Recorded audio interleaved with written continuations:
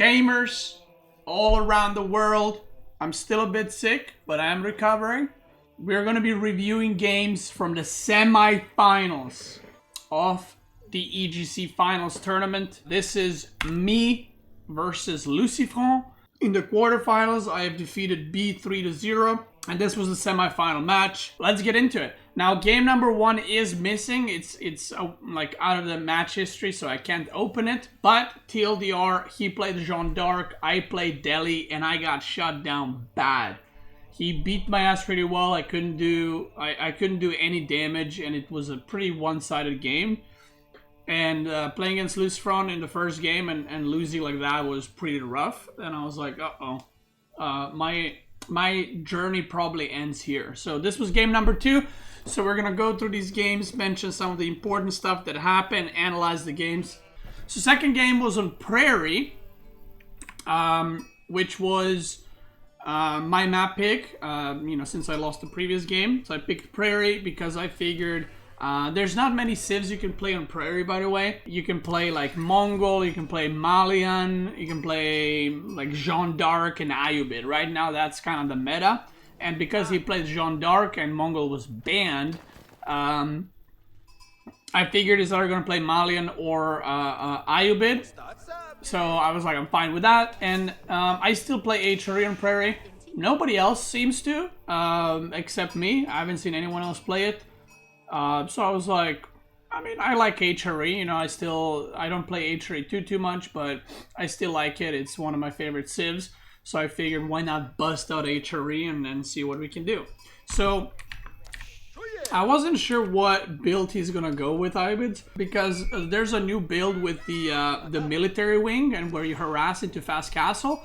But on this map, you can actually go for the Gamba wing too. Even though it's nerfed, you can get traders, which is very good on this map. You can get some military, and you have 8,000 gold on your main base. So I was like, maybe he's gonna go that, maybe not. I went with the 2 scouts, and I got a lot of sheep.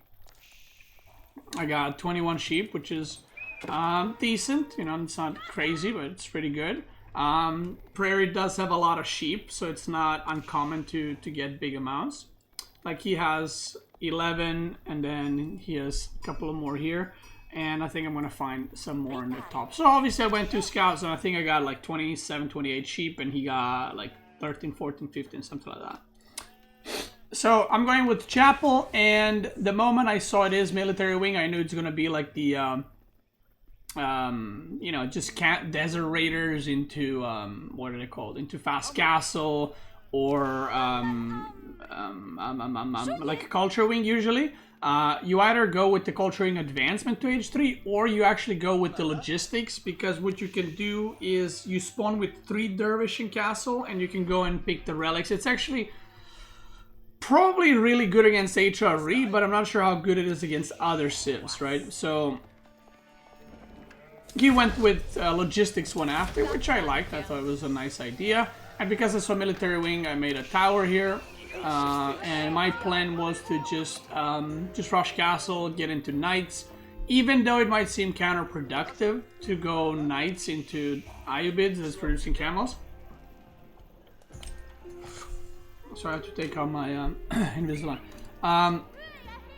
It might seem counterproductive to do that, but it's Prairie, and the cavalry units dominate here pretty hardcore, because it's so hard to wall off this map. So I went with stables in feudal, and if you guys don't know, horsemen actually counter desert raiders. You might think that the desert raider counter cavalry, and they do counter knights, but horsemen counter them, which is very, very interesting. The reason for this is, yes, they do have 5 armor, but they count as light ranged camel, and horsemen do bonus damage against desert raiders, but knights don't. Knights actually do they don't do bonus damage against desert raiders. So even though desert raiders hit horsemen hard, horsemen hit them really hard as well, which you'll see in a second. So if you want to counter desert raiders, you go archers or you go horsemen. You don't go for spearmen, because you can just get kited. So Yeah. So I had a tower here, then he put his Deserator here to try to deny my wood line, but I got a pretty good position. You can see he's right outside of TC range, so it's a little dance we did here. I sent the first horseman across the map to try and harass him a little bit. And my second horseman, you will see now, look how much it hits for. So it does the charge, right? And now look when it auto attacks. Like, it's hitting the Deserator pretty hard. It's hitting it for 18 minus 5, so it's hitting it for 13, right? Minus 5 armor. So that's pretty good. And even though Deserator is doing a lot of damage to the horsemen too, horsemen are cheaper. So yeah, like one Deserator will kill a horseman, don't get me wrong, but horseman is just basically food, and Deserator costs gold too. He tried to wall off my relic here, and I managed to intercept it and kill the villager, so that was a nice little pick off.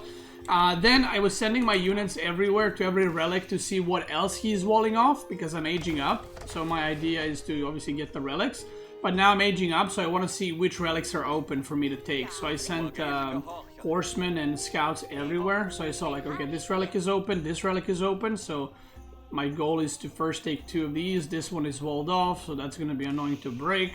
And then I was like, I can maybe sneak in the bottom left one or this one or something like that. But the middle one is probably a skip, right?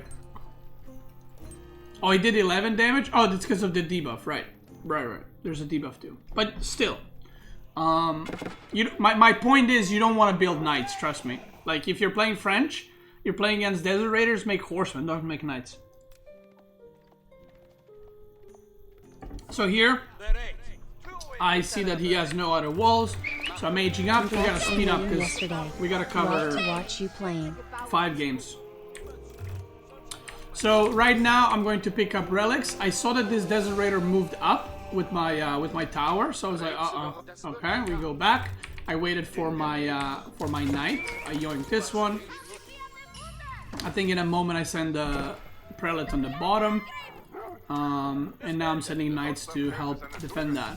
So there's like an interesting line where it's like you want to make knights in general on prairie, which is why Ayyubid is played, by the way, because Ayyubid you don't want to make cavalry against, right? So basically the idea behind Ayyubid on prairie is to force you to not make cavalry. But if you don't make cavalry, then you lose the map control and then you lose the game, right? So basically you want to make cavalry against camels, even though that's not what you're supposed to do. Otherwise you just forfeit the map control. So I just tried to get better trades with knights all around the map and try to have more units with, you know, with chapel and gold and all that. I had a really nice chapel here, wood, sheep, gold. Pretty good. So I got 1 relic already. He took this one because he advanced with logistics, so he spawned the dervishes. And I think in the end I got 2 relics, if I remember correctly. And he got 3, which is fine for me. Like, I think considering he went the wing to prevent me from taking relics, I think 2 is alright. 3 would be really good. But, you know, it is what it is. I denied this relic and I think I managed to, I managed to pick it up and I sent it all the way around. Like, I even redirected it to go, like, all around the edge. And he missed it, so that was nice. Now he's got Camel Lancers, so now his comp is Camel Lancers and Deserators. And basically I'm just going pure Knight, which again, seems bad, it seems kind of crazy, but you have to, otherwise you will just be pinned in your base and not be able to do much. Obviously I do want to get spears behind this. We do some trading here. I'm trying to get spears behind this, so when eventually he attacks me, I'm not defending pure camels with just knights, because that'd be crazy, right? So I'm going triple barracks now, and I also need to think about transitioning to farms. And because he has the map control, even though I'm going knights, basically whenever he sees my knights, he can just chase them, and I have to run from the camels. So what I'm trying to do is just try to harass as much as I can. He's just still producing mass camel. And right now I'm just trying to be like defensive while picking off villager. Now the weakness of Ayyubid is their economy is pretty slow. Because they're played on 1 TC with this build, your eco is pretty shit. You don't have a lot of eco upgrades. And you know, you're not like Abbasid where you got triple TC pumping out villagers. So any villager you lose is pretty bad for you. Here I managed to pick off some workers. I killed one, I think, only, which was pretty low actually. But I caused a lot of idle time, which is really, really nice. So now my plan is to just harass him everywhere I can on the food. Because the moment I saw him he's here, I knew that he ran out of food, right? So he has to be on the map. So I just sent mass raids while building up my spearman count. I think, yeah, I got my blacksmith upgrade slowly going as well. So that's kind of the plan. And I think at this point it's still really scary for me. But the longer this game goes, like, I'm feeling, you know, a lot better. I'm trying to wall to get some, like, defense, some sense of, like, you know, defensiveness, or to not be able to take damage. And this raid, I knew it's probably going to do a good amount of damage because I went all the way around and I have a scout with it, so I knew he did not see me at all. Now he goes for this engagement, and I don't know if he thought that this is my whole army. Maybe he did. Maybe he thought like, oh, if I just beat these units, then I can just start raiding. But these are veteran spearmen. And while he does kill a lot of them, like, this is not an efficient trade for him at all, right? And, I mean, he's not microing, so maybe he just missed it because I'm raiding at the same time in the back. I kill 4 more villagers, 5, and the villager count starts going down. Earlier, I saw that there's wood line, or he's chopping wood here, so all his villagers are in the same spot, which is good for him and also bad for him, because now when I get in, I'm idling like 30 villagers. So at this point, I'm like, okay, I just need to chop wood. I need to get some farms because I'm running out of food. And I'm not producing knights anymore. I'm producing 1, but, you know, not too many. So I'm just trying to establish some eco and just stabilize, you know, just not take a lot of damage. I send 2 knights over here. He just comes on the food. And, again, the game kind of starts snowballing. And at this point, I kind of knew, like, okay, he's going to counterattack at some point. And all I gotta do is defend, and I will win the game, you know? So I knew that the raids are doing really, really well. And now I have like a good amount of spears, 19 spears with +2 ranged armor. I'm getting inspired warriors too. I'm pushing him. I see archers here. I'm like, okay, let's just go back. Let's not overextend.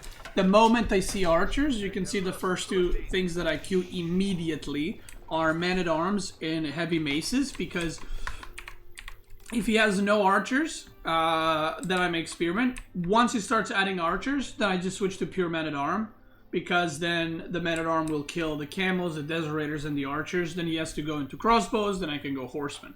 So it's kind of like just switching constantly, but I knew my eco is better at this point. So I knew that if he's making archers, he's probably committing a lot to it. So again, I stay defensive. I go for another big raid. I already know his villagers are here. And I find a lot of villagers, more idle time, more stuff dying, and now this is an all-in push. This is, it might not look like, you know, some people might be like, oh, why is he attacking into here? He knows that he took way too much damage right now. He knows that this game is over. And with that last run by, I know that, like, what he's about to do is just complete all in. Like, if he doesn't kill 20+ villagers or kills my whole army, this game is over. Especially because I just left these knights here. I don't think I even moved them back. I think I just left them killing shit because his TC was already full. So I just grabbed a relic to wall a lot just to buy myself time to make him like run away or, you know, something. I grab another relic, I just wall a law again, and with the TC I was target firing the archers because he didn't have a lot of them, so I was just target firing the archers. And at this point, like, the men-at-arms are coming already, by the way. I have 5 already.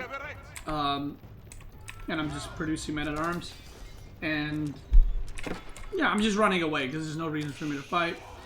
And I think before a fight even happens, he realizes he's not winning this. As you can see, he only has 2 archers here. 3 more arrived. The other ones got targeted.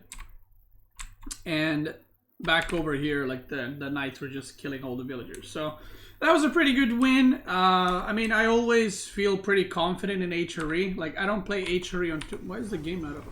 I always play, I feel like I always play HRE. I remember the times, I don't know if you guys remember the times, but when my HRE was like perma-banned, this was like a while back. I'm not even talking about hybrid maps. There was a time where people were vetoing HRE against me everywhere.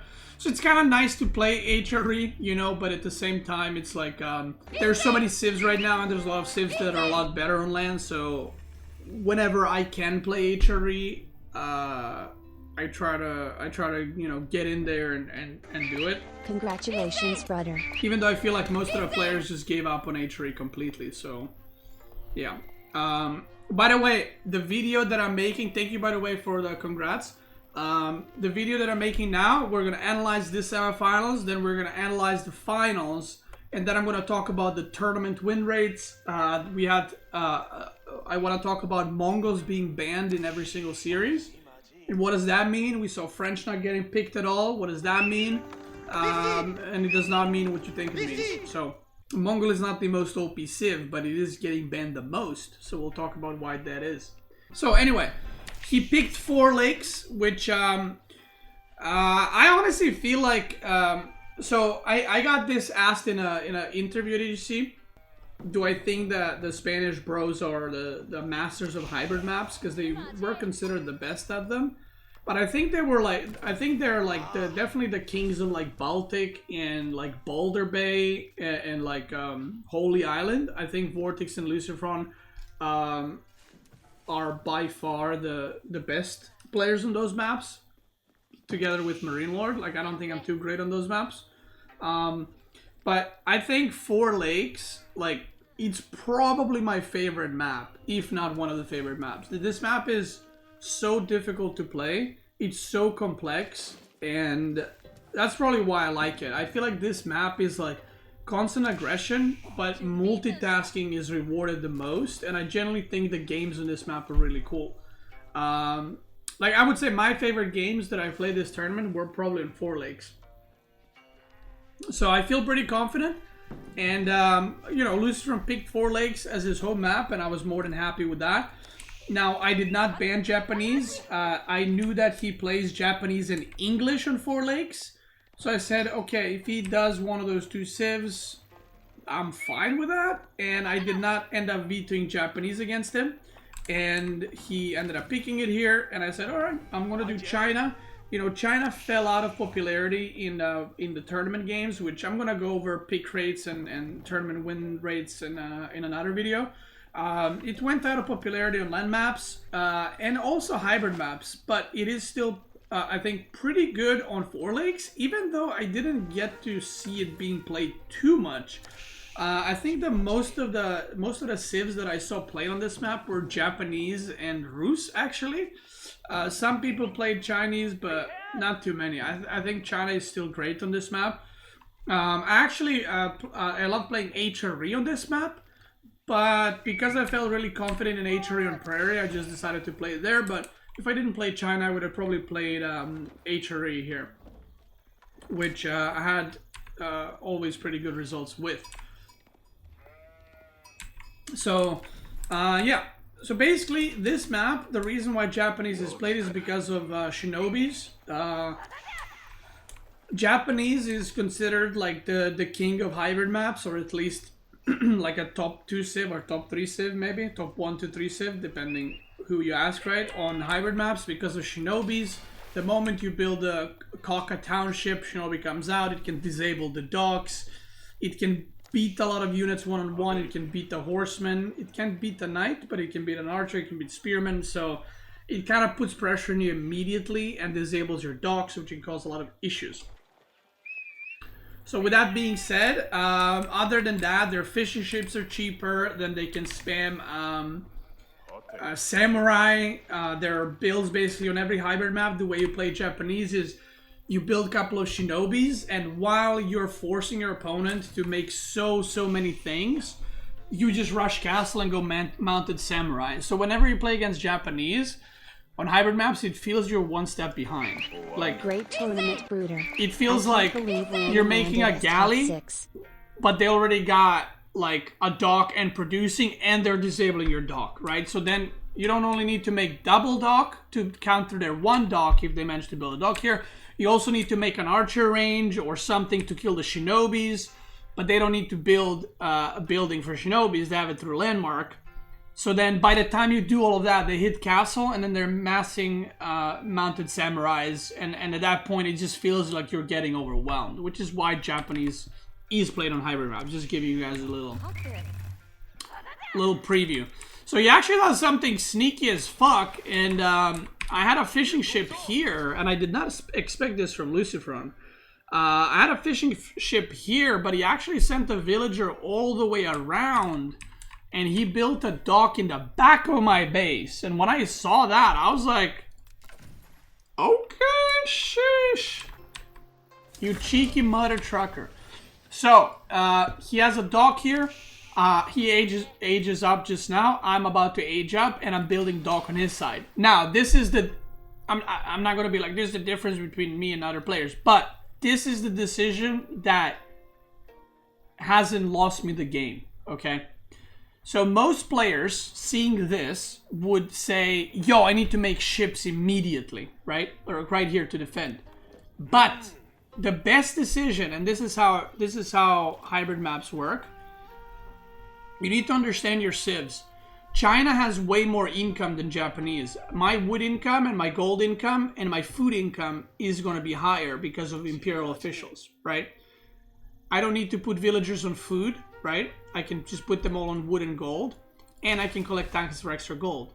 So, if I block his food and he blocks my food, I am still ahead to produce units because I have more wood income, which is the whole point, 20% more and extra gold. So the idea is, if we're just trading and we're both building ships, I should have more ships. That's in theory. So the first thing I did, even though I knew he's a ship faster, I immediately queue up a galley on his side of the map to disrupt his gathering, because mine was going to get disrupted anyway. So now I start producing war junk here. He disables this dock, which I suspected, which is why I started producing it here. So he's getting some fishing ships killed. I'm getting fishing ships on the other side. Or, yeah, the other side. The war junk comes out. Fishing ships are out. And this is where the dance starts. And like I said, this is the problem with Japanese and why it's so strong. He's not making shinobis, and I'm going to have to make archer ranges. But because I have higher income, I'm able to sustain that. He gets a demo ship, gets a good hit, kills that. And because Japanese is getting passive stone from gold gathering, he can also get arrow slits, which is another reason why Japanese is so strong. I plopped down double archer range on the bottom side. This was like a lot of micro. I would say 4 legs games in this tournament were like the most high level that we've had in AoE 4. I just popped a ship with demo and like 4 fishing ships, which was really nice. So we're basically trying to micro on both sides, and I'm trying to macro, and he's microing shinobis. So there was like a lot of stuff happening all over the place. The micro, I don't think was perfect on either side, but that's because there was like so much shit to do in the first place. So now I need to destroy this. Meanwhile, at the bottom side, I just want to force him to make ships. Like I said, my plan with China is not necessarily to win waters. It's to force him to make units, to invest. And by forcing him to make units here, he can't rush age up because he has to defend. And because he's investing here, I knew that he won't have enough resources to age up at the same time. So like I said, I'm just forcing him into this battle. And if you look at the unit count, right, I have more, and the reason I have more is because China has more income. So basically the idea is, as long as we're both in this situation, I'm winning. As long as this situation persists where nobody is winning, I'm winning. Does that make sense? That makes sense. So we keep trading, and then after I killed shinobis with my archer, he stopped making shinobis. Then I send my archers across the map, doing some more damage, which was very nice. And yeah, the fighting kept going. Eventually, I do win this pond. Eventually, he defends this pond. So kind of, it's like when the dust settles, we're, you know, back to square one kind of thing. But once again, I have Imperial officials, so I'm not gathering gold at all this whole time, by the way. So if you look at the incomes, right, the income is a lot higher for me. Also, you have to move, right? But the income is a lot higher for me. Also, my docks produce 20% faster. So even though his docks produce cheaper, right now we want to redo our economy, right? So what's important is how fast you can redo the eco, not how cheap you can do it, because we both have income by now, right? So this is where fighting over other pawns has started. He went to dock my pond, I went to dock his pond. And yeah, look at him microing. Chad. So this is where I go a couple of horsemen, because I noticed he didn't have any units. So I wanted to punish by making some horsemen. I actually fucked up here, and I realized when I watched the replay of this. But like right now, what I should have done is I'm supervising both of these, right? So my horsemen are produced in 9 seconds. I should have just rallied horsemen here non-stop and like just dove under TC, because this is where I pull back, but I should have just stayed here and I should have just killed the villagers. Why? Because he wouldn't be gathering anything. This is like how many villagers is this? This is 27 villagers. So if these villagers go into TC, then the landmark's not building, then I can kill all of these. If these villagers go into TC, then I just killed the landmark villagers. But like, even though I should have just kept diving, I kind of pull back, and you know, he finishes the landmark. He puts the what's it called, Yorishiro, into the stable, and now he's producing samurai every 12 seconds. So even though he's aged up first, like, you know, if you look at the economy, and this is what I was talking about, I'm producing fishing ships way faster now. I'm replenishing my eco way faster, so I'm getting a little bit ahead. And now I have control of this pond, he has control of this pond, so it's like 2-2 right now. I already transitioned to Spearman, so the first mounted samurai goes down. I'm getting Imperial Palace. I still don't have Song Dynasty, by the way, because there's no time. And it's not that important right now, so I decided to just age up first. Now I'm getting Spearman upgrades. And now, so I knew how LucifroN plays Japanese. I feel like he probably doesn't have enough experience in the mid to late game, because based on the games that I've seen, he always does the mounted samurai and then later into archers. That's like his go-to.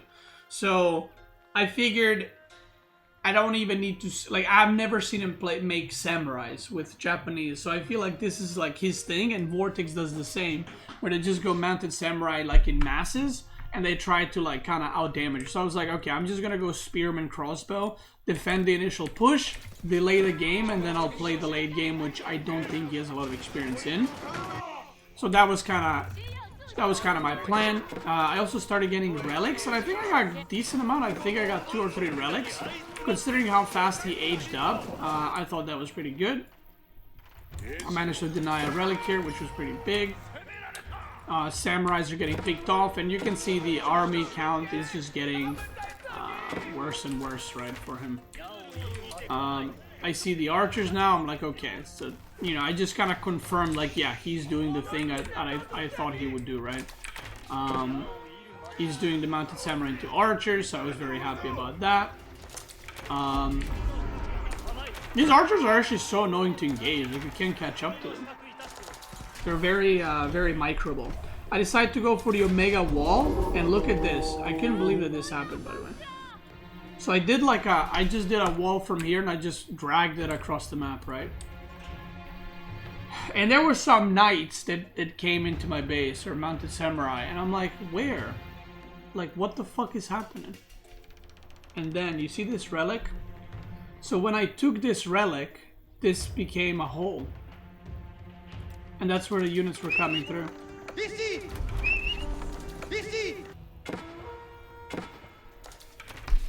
Kick W. Or he took the relic, I guess. So right now, I just want to push, I just want to force fights. Obviously, when the opponent is going mass samurais or mass knights, you attacking them is like very uncomfortable for them because they want to be harassing, not defending. So I decided to go here. I popped the priest and I yoinked the relic, but it actually kills like 2 of my monks, and then the third one it kind of AFKs right here, so he dies too. And yeah, the wall eventually gets finished, and there's gonna be a hole here that I did not notice until way later. So we're trading here, you know, he has a second TC, and he's actually slowly transitioning into farms. He doesn't have daimyo yet, by the way, which is pretty big. And this is another thing I noticed when I watched his games. He doesn't really focus on daimyos too much, which to me was another, like, thing that's like, okay, he doesn't have too in-depth knowledge about Japanese in the long run. Like, he's very good with them early on and putting the pressure and rolling with the advantage. So when I actually did this raid and I saw no daimyos, or I saw level 1 here, I think finished, I was like, oh, I'm in a fine position. Like, he has no bannerman, I'm chilling, he's not transitioning to samurais. So I thought I'm doing more than fine. I got some nested bees going, I got Barbican right here, and this, like I said, took a while to, yeah, I lost a lot of villagers here, because there's, samurais kept running through. So now nested bees are out, and yeah. Again, my economy, if you compare the incomes, is way higher. His food is really high, right? But if you compare everything else, I have a lot higher than he does. I lost a lot of villagers here to the run by, because I wasn't like aware at all that the units are running through, right? I think in a bit I add my second town center too. Yeah, I'm mining stone now, so I'm gonna add my second town center, and this is where I noticed the fucking hole in the wall. And I was like, really? I was like, fucking hell. And I knew it's from a relic, because like, what else can it be, right? So I was making Springolds because he was making some, and I was just like, yeah, I'm just gonna do a big push and try to end the game. So I go for the TC here. Oh, this was a misclick, by the way. So I don't know what happened here. I think what happened is I hotkeyed my villagers to build the TC and then this, and then instead of re-hotkeying an army, I moved the villagers with something like that. Yeah, so they came here and I was like, what the fuck? I noticed they were in my control group now, and I was like, what? So I sent them back. I wasn't gonna like keep drop or anything. I was just like, huh? And right now, again, he's still making mounted samurai, by the way. So I was like, I'm chilling. Like, I got so many spearmen, I got so many crossbows. I don't even need spearmen at this point. The nest of bees shooting at the villagers. Pretty cool stuff. Nest of bees shooting at the Yumis. He goes to kill the siege, which he does, but he went from having like a massive villager lead to now just losing. I put a keep on one of the big golds, so I'm gonna put keep on this gold after too. And I killed so many villagers here that I knew like, okay, this is over. I just make more units, I'm rotating. I'm trying to block him out of the golds. I thought he's actually going here to, like, I don't know, get gold or something. So I just rotated my army. And, yeah, I'm getting a keep, so... Like I said, felt pretty good. And I was just... This game, I was just careful to not get overwhelmed by his units, basically. Like, that was kind of my goal. Like, just don't get caught off guard where it's like 20 mounted samurai come and I got like 6 spearmen, you know? Now this game was funny as fuck. So this game I went Japanese, he went Delhi. This will only happen when you play against like B, Vortex or LucifroN. And I'll tell you why. So we're gonna speed through the beginning part because nothing happens. I go for a dock. I think I go for 2 docks actually. So my idea was to rush castle with no units. And then just go mounted samurai into samurai. And he just aged up and he played like normal Delhi. And there's a point where he keeps diving me over and over and over. I could have probably defended his push. He's all in, right? But I kept thinking like, no, he's gonna transition. You know, he's gonna go castle. The units are gonna stop coming. He's gonna go castle. And the unit just kept coming. And I was just like, Jesus fucking Christ. And I was like, okay, now he's gonna go castle. And the units kept coming. And I was like... And I could never stabilize. But this was a funny game. In retrospect, there were so many things I could have done, right? Like you can see, I'm almost at the age up.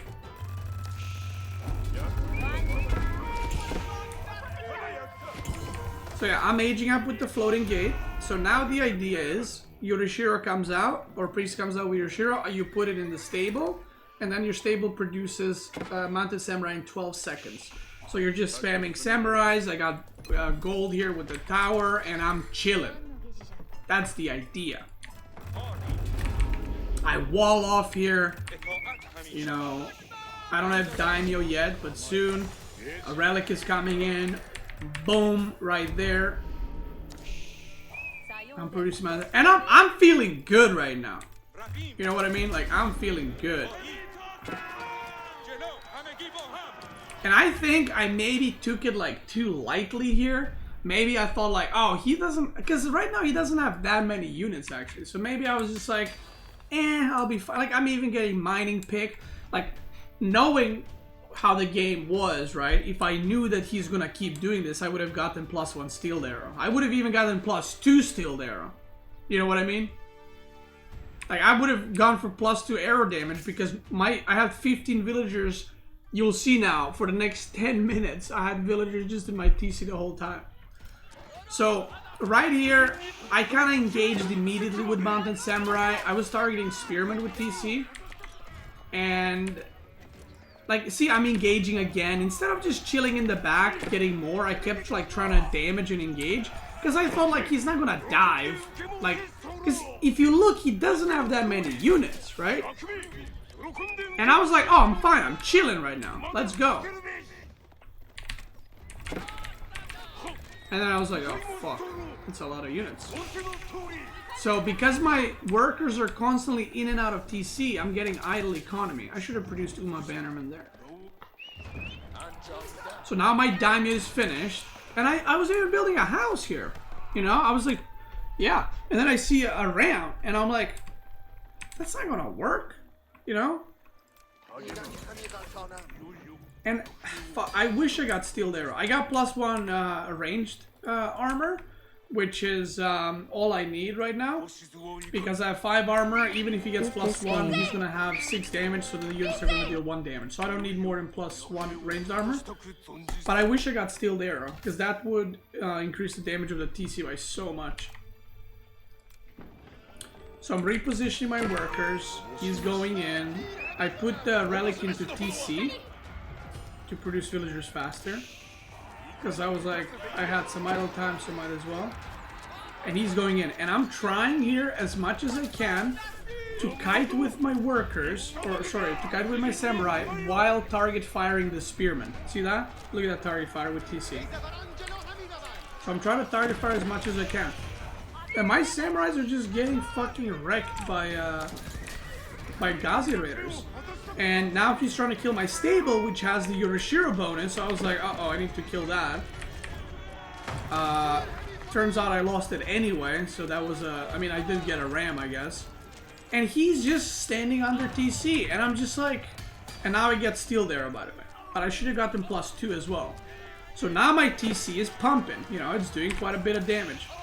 And he's still diving. And I'm just like... So right now... What I should have done is, I could have done so many things. I could have fully walled this. I could have made, like... I could have made more tower. I could have made like a Springle tower here or something, or even here. Because I have enough stone. I could have actually snuck out villagers somewhere and just mined stone to upgrade this to the rocket TC. Like, this fighting went on for so long, I could have literally gotten a fucking rocket TC to defend myself. But I didn't know he's gonna keep diving, you know? Like, he's only killed 3 workers when you look at it. Okay, now he's gonna kill more. So I was just like, holy fuck, and he just kept going. So then I had to rebuild my stables, which I have no wood, by the way. So now I'm like seriously idling left and right. I got a relic inside, but I have no wood to make a monastery. So now I should have gotten +2 range attack, I think. Because I didn't expect he's gonna attack again, and I was like, Jesus fuck. So he's diving again, my workers are idle. And I can't really produce units anymore, you know? So I'm trying to kite around TC. I'm trying to, and now, by the way, the sacred sites are 4 minutes. So now I'm trying to decap the sacred sites. And I'm trying to send samurais out, but he keeps killing them or catching them. And look, I'm just running around. And then, funnily enough, the worker count was pretty similar. And I obviously killed a lot more units, but I'm not really gathering resources, so, you know. And maybe I should have like, you know what I should have like, maybe even tried to wall this and then put a villager inside to decap. But I thought I would be able to decap, to be fair. Like, now I move out. Now I move out with my fucking samurais. And he dives in again. And I'm like, bro, why are you not castle? You're supposed to go castle now.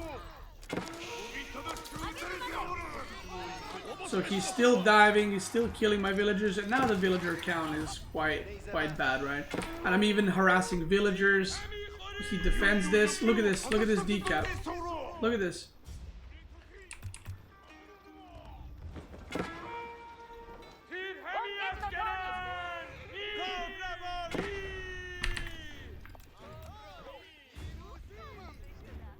So if I decap that, let's say I decap right now, do I win this game? It's hard to say if I win this game,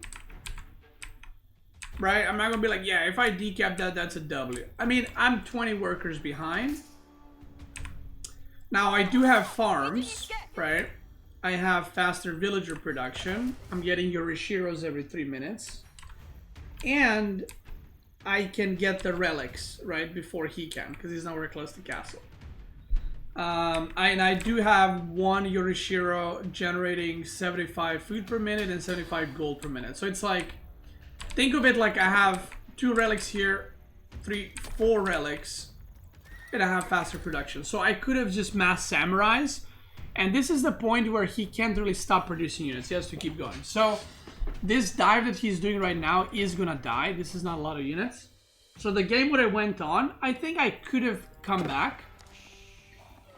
Because now the samurais will be able to harass everywhere and do damage. And also his food sources are very open. Like, these are very open where you can't just like wall or something. Probably would have been a very uphill battle. But if that decap happened, I think there's a chance, right? I can also just add a second TC and like get a rocket and go from there, you know, like delay the game. Because it is Japanese late game versus Delhi, so yeah. So yeah, I'm trying to decap everywhere. It's not really working out. My eco is good now. I don't have any gold. My food income is pretty nice. I'm trying to get stone. I get Uma Bannerman, and at this point, like, I tried to decap so many times, but he always defended it. And I was like, I saw when it was like 1 minute, I was like, oh fuck. So I'm trying to build a tower. I should have just burned it immediately. But even if I burned through, like, he still has a lot of units, right? So he ends up winning this one. But yeah, I think most players, other than like Vortex B and LucifroN, most players would just be like, yeah, I'm gonna get castle. I did some damage, I'm just gonna get castle. But they just, he just kept fucking going over and over and Love the over and content. over. And Did you play Stormgate over the weekend? so now it was 2-2, I think. Again, we couldn't see the first game because it's not in the match history. So yeah, that game was really funny. Again, going back, you know, I would have probably just gotten, realistically, I would have put like 20 villagers on stone and just mined enough to upgrade my TC, because that would like destroy all the rating, but it is what it is. Now this matchup I was steering because Ottomans counter Jeanne d'Arc quite hard, in my opinion, because the Janissaries absolutely destroy Jeanne d'Arc. So yeah, I was like, oof, this is not a good matchup. And I'm assuming he tried to snipe Jeanne d'Arc with the Ottoman. So I was like, it is what it is. This is not a bad map for Ottoman. It's a decent map for Ottoman and Jeanne d'Arc. And one of the popular things to do with Ottoman, or probably the best thing to do with Ottoman, is to rush castle, because you can produce units for free with your military schools to defend, and then you just rush castle, you have Janissaries, and then Jeanne d'Arc is GG. So my idea was, if he rushes castle, I'm just gonna tower his gold, and then I'm just gonna mass units and block him from the other golds to force him to fight in feudal. But of course, my opponent spawned with back gold, kick W. So yeah, it is what it is. Like, if his gold was like here or anywhere forward, that would probably be GG, but he had a really safe gold in the back, so unlucky. Yeah, the boar spawn was really funny. The best boar spawn I've had.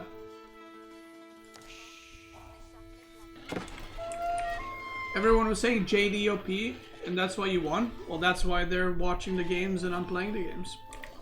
Because they don't know what they're talking about. And that's okay.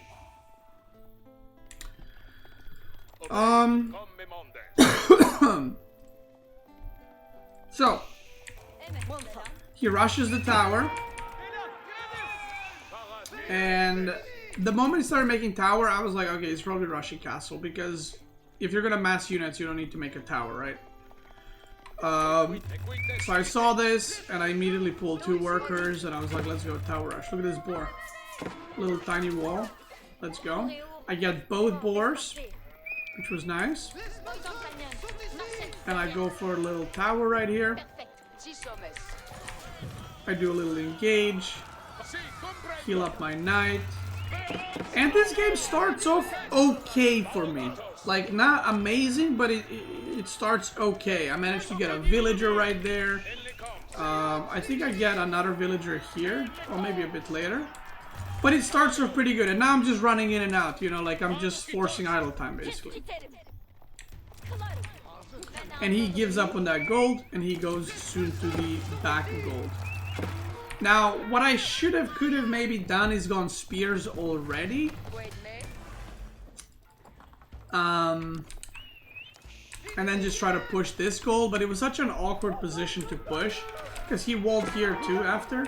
So it's like, if I wanted to push, oh, there's like 2 more workers die here, or 3. Yeah, I pick off a lot here. This was like really good. So it would have been really hard to push because I had to like go all the way around. But yeah, I'm making units. I'm trying to get some damage. I got some experience, but not too much, because I killed like 5 villagers and that's it. And a spearman, I think. I burned down the tower. And here I tried to push in and I was like, holy, that is a lot of units. So I had to disengage. I'm doing some okay kiting. I lost 1 archer, I think. And 2 archers. This is where I should turn around, right? And I realized this when I watched the replay. This looks like a terrible fight for me, but I should have turned around here. Why? Because if I charge now, I can kill these 2 Sipahi very fast. Very fast. And then I go in here with Jeanne. With the moment spearmen surround, I Q. I move her out. I'm gonna probably lose knights. But if I get the second Q, I can get a lot of the spearmen. Now, I would lose the army, and I would lose Jeanne d'Arc, but so would he, but I would get a lot of experience. And let's not forget the tower is blasting the spearmen. So I should have fought there, because I also had 3 archers reinforcement and 4 archers inside. So I missed an opportunity, I feel like, there to get a really good trade. Again, I would have probably lost the hero, but I can rebuy. But I was like, it is what it is. So here I'm aging up, because I know he's gonna age up, so I don't have... Again, if his gold was forward, I would have all-in with, like, everything. I would just kept massing units. But because his gold was in the back, I felt like I needed to age up instead. So, I'm already starting transition to infantry, because I can't make knights against Ottoman. Like, that's not gonna be... that's not gonna work against Janissaries. So this tower gave me a lot of vision, which was really nice. So right now I see him moving out, or I just saw him moving out. So now I can just do a run by. And I did this a couple of times, just trying to do some damage, you know. Look at the Janissaries, there was so much damage. So in here I was just slowly transitioning, and I knew that the longer this game goes, it's gonna be pretty rough for me to win, because yeah, the late game would be pretty rough. Like, my hero is just gonna get clapped. I captured the sacred site. I didn't know what he was actively making. Like, I kept trying to scout. Then at one point I saw it's like purely spearman, Sipahi, Janissary. So I was like, okay, I can just make archers, I guess, and then spearmen and men-at-arms would be fine. So that's kind of what I did. I got my level 3. And I'm slowly, like, walling off this side. I'm slowly prepping for late game. This was a pretty big mistake. I saw this, and I didn't try to move through. I wanted to just suicide, but look at the damage, man. Like, no matter how many times I see Janissaries, I'm always like, oh, my knights are not gonna die that fast, and then they fucking two-shot them, and I'm like, oh, never mind. Never mind. It's crazy though how long he was on food, by the way, in his base. Like, mind you, he's still in his first berries, because I kept scouting like outer food sources. So my plan here was to attack him when he gets out on the map for food. And obviously I knew he wasn't here. I knew he wasn't here. So I was just waiting for him to run out of food to attack. My knights here survived. So the plan was to go for him here. And he went for an extra TC, which I saw with the mill, by the way. And this is something that I guarantee you not a single fucking person realized what's happening here. So I get the sacred sites. I guarantee you there's not a single person that knows what happened now. Not one. Look at this. This doesn't look like much of a hill, but this is a massive fucking hill. And I couldn't see shit. Let me show you. So my idea was to engage here. I have 2 Springles, so now I can engage. I have a Mangonel soon, I can go for it. I don't have vision at all. Look at this.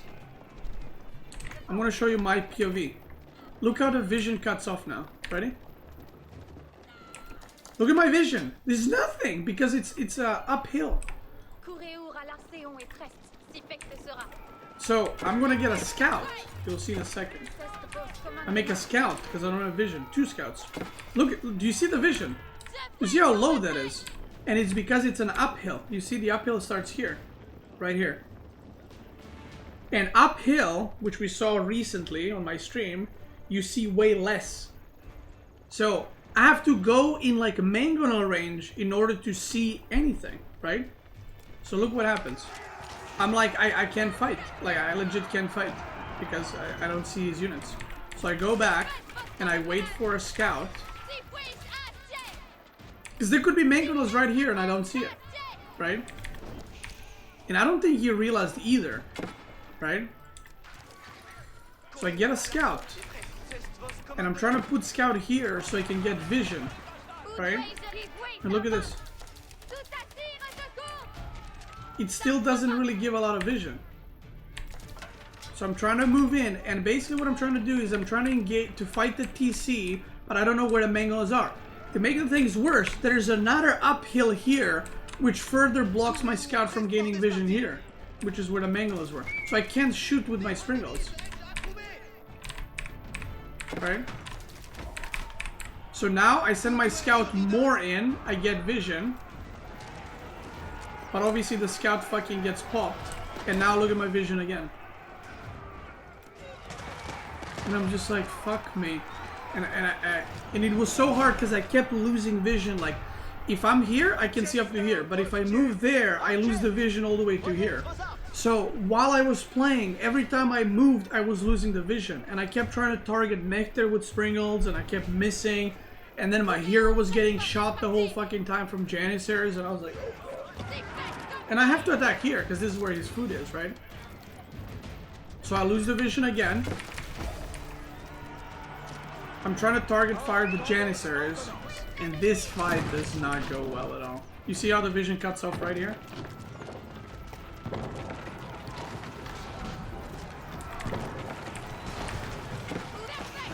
Janissaries attack my hero. 3 mangonel shot land right here.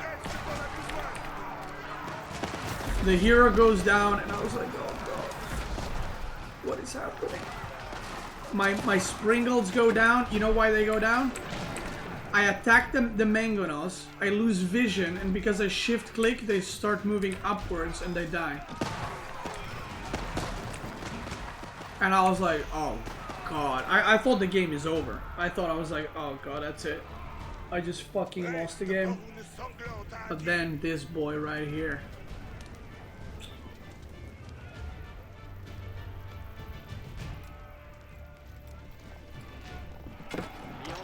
Boom! Headshot! I protect. Another one. Boom! Headshot! And suddenly I'm like, okay. Okay, I can work with that. I can work with that. I target fire the rest of the Janissaries a little bit with my archers. He kills another mangonel, but I know, right? I know his food eco is not that great. My food eco on the other side, like, I had, I mean, it wasn't great either. It's 900 food per minute, but I knew that this is everything he had, right? And I knew that his whole food eco was idle because I had night until just now here, patrolling. Hero comes. Boom! Q right there. He fucks up the mangonels. JD now coming back from the dead. Resurrected. Boom! Right there. There's a villager in there too. Q. Boom! Right there. I kill everything. And you know what I notice? I notice there's no reinforcements coming. Let's look at my reinforcements, right? He has none.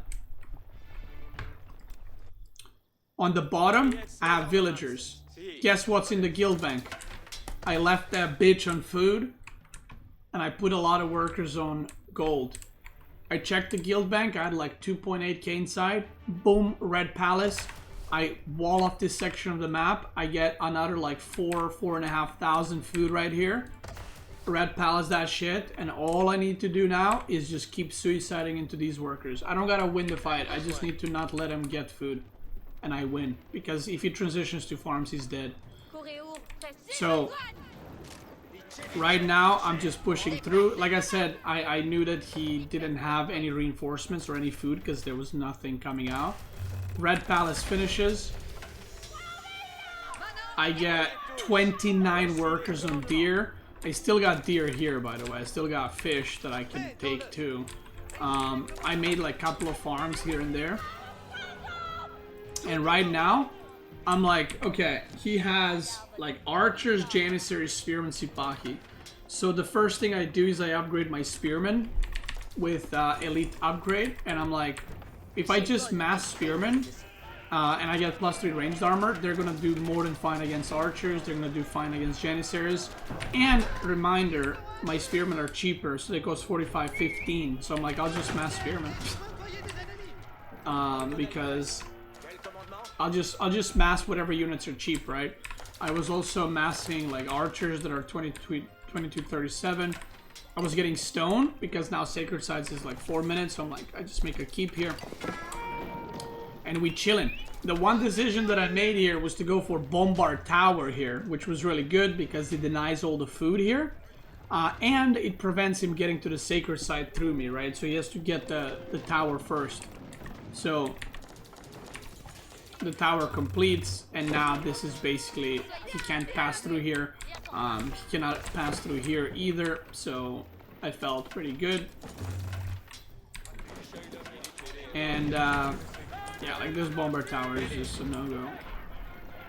The moment he tries to engage into this, I can fight him, you know. He decides to drop a keep here. He started firing the JD. I summon the dudes. I go around. And I just decide to queue the villagers. Because if I go in and queue this, I might just lose my hero, right?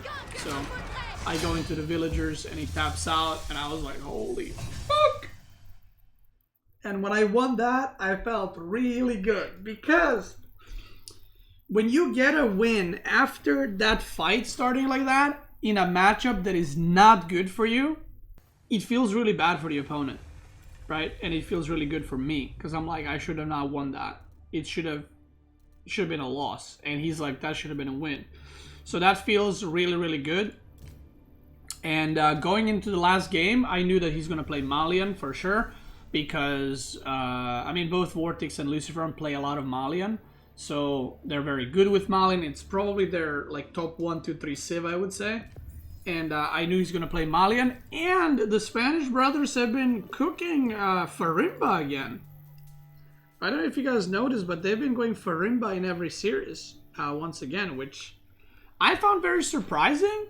But, you know, there was a period where I was called the Malian King. I'm not sure if I still am, but I played a lot of Malian. And I played a lot of Farimba. And it's kind of one of those things where I don't think Farimba is necessarily bad, but I think Farimba is bad against me because I played so much Farimba. I know how to play against it. So I felt a lot of people were actually banning Malian in the tournament, but I felt like if LucifroN plays Malian and if he does Farimba, I'm fine with that. You know, I'm okay with that. So he picked Malian, I picked Rus. Because I felt that Rus is pretty good on this map, because the Kremlin can actually wall off or block off a lot of the map. The side resources, like usually have deer and boar in the corners, are actually pretty good for Rus, because you can just put a tower that can put 8 villagers inside. And, you know, like you can have it pretty safe in that way too. And the last thing is, if you play Farimba, you want to, like, obviously put pressure immediately, but it's pretty hard to put pressure against a Night Civ with Kremlin. So, I felt pretty comfortable in this match. I was only worried that, like, what if he doesn't go Farimba? Like, what if I done goof with something? I don't know, you know? So, what ended up happening is, well, he did go Farimba, so that worked out for me. I had my sheep right here. I was getting that bounty. And I decided to go for Kremlin here. Now, why did I go Kremlin here? Well, a couple of reasons. I could have maybe even gone Kremlin here. Maybe that would have been better. The reason I went for Kremlin in this position is I wanted to protect gold and berries while being in range of the wood line for a lumber camp, but I could have put it here and then the TC would have been in range. But, you know, my main goal was to protect gold so that I can make knights even if I'm in feudal and he's in castle. So I go for the stone immediately, because when you go for Rimba, you go for stables, and you can upgrade your scouts. So I wanted to get the stone out before he can get his scouts upgraded, because I didn't want to deal with that. And after that, even if he upgrades his scouts, there's nothing for him to harass. So I think in this position, going stables is probably a mistake. I think against other civs, if you go for Rimba, it's okay. But I think against Rus, it doesn't really do anything. So I think this 150 wood that he spent and all the resources on scouts and stuff, he could have just aged up faster, you know, gotten Farimba faster. I actually thought for a moment, I was like, the way he was putting his scouts here, I thought he was going pro scouts, and I was like, shit, that's actually smart. And I was like, if he goes pro scouts, that's actually gonna fuck me up pretty badly. And I was like debating, like, do I make a barracks? Do I make stables? Do I try to deny that? Do I not? I don't know what, because he kept putting scouts here, like in this position. So I was like, oh, he's waiting for pro scouts to finish. And I was like, if he takes this and then takes this, because this is going to be hard to defend, then I'm only going to have berries and boar. And I was like, I might run out of food. But I managed to get a little house here, which was nice. He tries to block, but I pop 2 gremlins. And I have 3 scouts, which is what I'm saying, like against Rus, going for warrior scouts is not the biggest deal because I have scouts that are going to do really good damage and I can pop 2 gremlins, right? If this was like another Civ, this is definitely a big problem right now. So I managed to also body block one of the scouts, I kill it, and I get my TC up. So already I'm feeling pretty good because his investment of like stables literally didn't do anything. And now he decides to, from having a lot of villagers and wood, he decides to make a barracks, deletes one of the houses, makes a mining camp, and is now attempting to go castle. Now, I don't really know if this was what he planned to do. I don't know if this is, because he kind of seemed like he just said fuck it and decided to switch. Because he's starting the cattle ranches. So I don't think this is a build where you go 2 cows into Farimba or 3 cows. So maybe he wanted 2 cow boom, but maybe felt like, oh, I didn't stop the TC, so now I have to go Farimba. I am not sure, right? But it kind of seemed like he swapped his opinion on what he wants to do.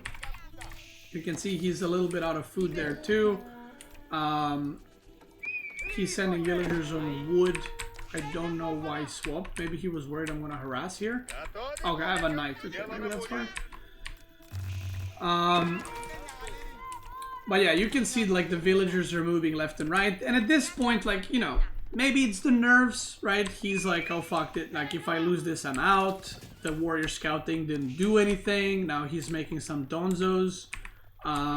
It's hard to say, right? I go for the boar. He tries to pull it away, but I just grab it quickly. So I get the boar, and this is the thing, like, how do you break this as Malian? Like, you would need so many units to the point where you're kind of wasting resources, right? So, I added my knight here. I blocked off one house with the sheep. And this is where I start doing a little bit of raiding, because I notice he's not attacking me. So I figured he's either cow booming or he's farimbaing or, you know, whatever else. So my plan wasn't to actually stay in, look at my upgrades. My plan wasn't to actually stay in field for long. I just wanted to make, I made double stable, some knights to put pressure, and then age up right behind it, which you can see I was pretty close to age up. So not only I'm on 2 TC, but the age up timing is almost the same, which is really, really bad for him. So here I go and I see Farimba, and well, I was really happy because, like I said, I'm very comfortable against Farimba. So I was like, okay, let's fucking go. We're chilling. I get a villager there, which was really good, you know, forcing him to chase me around. So now my plan with the knights is I just cause damage while I age up. These guys, I had them, you know, shift Q to get all the food and then get out of there. So I got the forward deer pack cleaned up, which was really nice. I'm getting the boar still. On the top side, I'm burning houses, and it's like, I'm the guy who's on 2 TC, and he's the one that's supposed to all in, but he's forced to defend, right? So he's kind of, he already wants to be putting pressure, is my point. He doesn't want to be defending right now. So he's taking some damage, now he's moving out, but because I'm Rus, where do you go, right? I sent workers here to get the deer, and it's like, where do you go? And when you play Farimba, you don't play for like map control. especially because, you know, it's LucifroN, he likes to go for the kill. So I'm like, I mean, I'll just let him kill the TC, you know, like, because I'm killing stuff here, and my TC already paid off. I'm ahead in 17 workers, so I'm just gonna kill these houses. So even though I'm losing TC and some economy right there, he's also losing stuff, so I'm fine with that. He's trying to harass here, add some knights, denying the javelin throwers, and right now my plan is not to fight, it's just to delay everything. He steps on the sacred side, which was a mistake because I have a knight right here, so I go to deny that immediately. And again, it's hard right now because it's like, where do you push? He does a wall of law, I said wall of no. I kill, like, how many is this? 3, 6, 7 houses here, which is really nice. I see him moving around, and what I do here is very, very important. Do you guys know why I made the wall? Right here.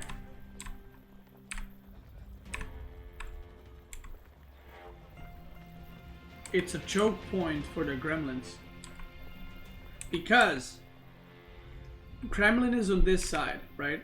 So if he goes on this side, this is not a good decision. The reason why that's not a good decision is because if you have to go like this, then I can intercept the reinforcements right here, and then he's fucked. So attacking here is a more straight line. Intercepting reinforcements becomes a bit harder. So what I did is I made a wall to create a final point for his units, but also when my gremlins spawn, they spawn right here. I actually thought he's attacking here, so I ran my villagers. I don't know if he saw them. Oh, he saw them for a second there. But I don't know if he actually saw them or not. So he kills a few units here. He did go looking for villagers after, but I put them over here in the corner. And look at this. He comes in. The gremlins pop out. They block him out. Right? He loses a few units.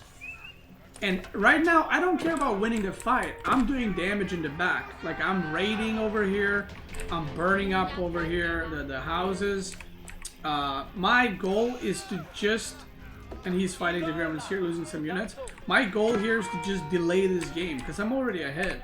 And I can raid with knights. He can't raid me with any units. He has an army that's like going for the kill. Meanwhile, I'm the one who has potential to raid. So I'm feeling so confident right now that I decide to just send all my knights to raid. And I'm just defending with 6 crossbows, 3 archers, villagers, and gremlins. So now he goes in again. Boom, gremlins pop out. I have 4 villagers in TC. And the gremlins are now on javelins. The javelins are getting blocked over here. On the other side, I lose some knights. Some more knights are coming.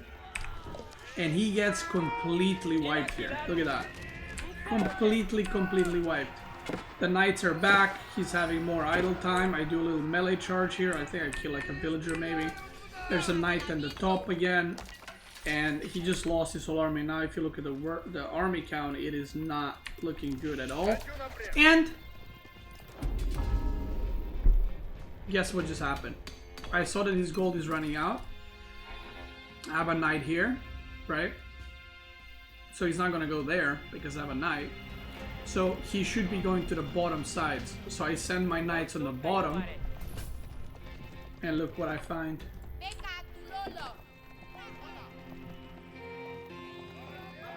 Boom, right there. Right there.